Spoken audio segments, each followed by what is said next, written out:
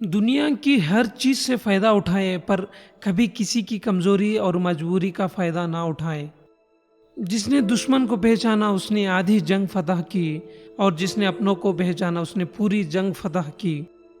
آنکھ دنیا کی ہر ایک چیز دیکھتی ہے، مگر جب آنکھ کے اندر کچھ چلا جائے تو اسے نہیں دیکھ پاتی۔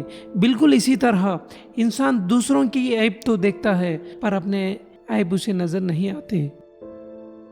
آپ سیکھنا چاہے تو آپ کی ہر غلطی آپ کو سبق دیتی ہے۔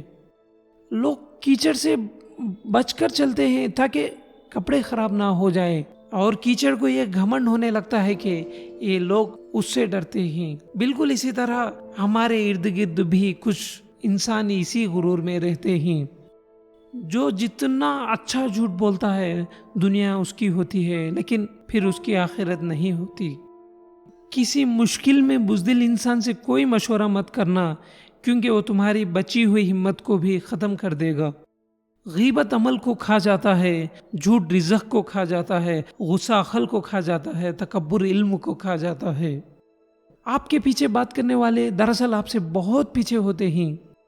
انسان تب سمجھدار نہیں ہوتا جب وہ بڑی بڑی باتیں کرنے لگے، بلکہ تب سمجھدار ہوتا ہے جب وہ چھوٹی چھوٹی باتیں سمجھنے لگتا ہے۔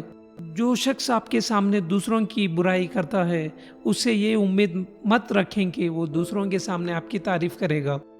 کسی دوست کو دھوکہ دے کر یہ مت سمجھنا کہ کتنا بیوقوف تھا، بلکہ یہ سوچنا کہ اس کا آپ پر اعتبار کتنا تھا۔ جھوٹ کو سب سے زیادہ خطرہ سوال سے ہوتا ہے، اور سچ کو ہمیشہ سوال سے دلچسپی ہوتی ہے۔ جب انسان کی عقل مکمل ہو جاتی ہے تو اس کی گفتگو مختصر ہو جاتی ہے۔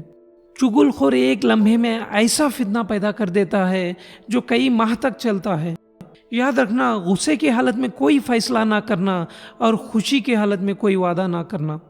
نادان لوگ دولت کے لیے دل کا چین لٹا دیتے ہیں، جبکہ دانشمند دل کے چین کے لیے دولت لٹا دیتے ہیں۔ کچھ لوگ جنگلی جھاڑوں کی طرح ہوتے ہیں، ان سے الجھنے کے بجائے بچ کر نکلنے میں ہی بھلائی ہوتی ہے۔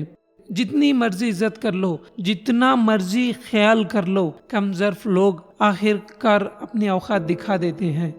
کسی کی جذبات کو اتنی چوٹ نہ پہنچائیں کہ آپ کا خیال بھی اسے آئے تو اسے تکلیف ہو۔ لوگ جب آپ کو سمجھ نہیں پاتے تو آپ کو غلط قرار دیتے ہیں۔ اگر خوش رہنا چاہتے ہو تو دوسروں کی خوشی دیکھ کر حسد نہ کرو۔ جو انسان اللہ سے دوستی کرتا ہے وہ ہمیشہ کامیاب رہتا ہے۔ جتنا تم میں صبر ہوگا اتنا زیادہ تمہاری دعا میں اثر ہوگا۔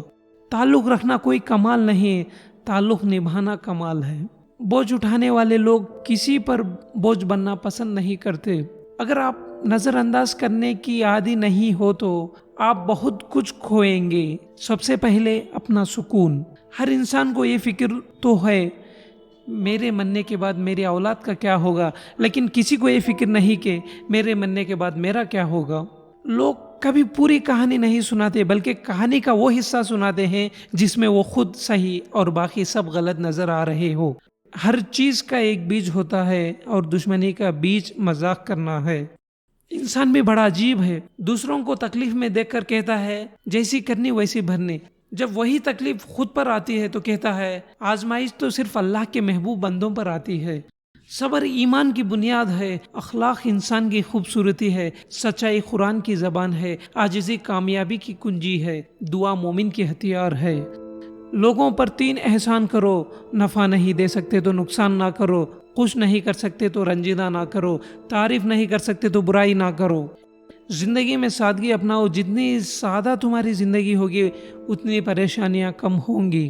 کوئی تمہارا دل دکھائے تو ناراض مت ہونا، کیونکہ قدرت کا قانون ہے جس درخت کا پھل زیادہ میٹھا ہوتا ہے لوگ پتھر بھی اسی کو مارتے ہیں۔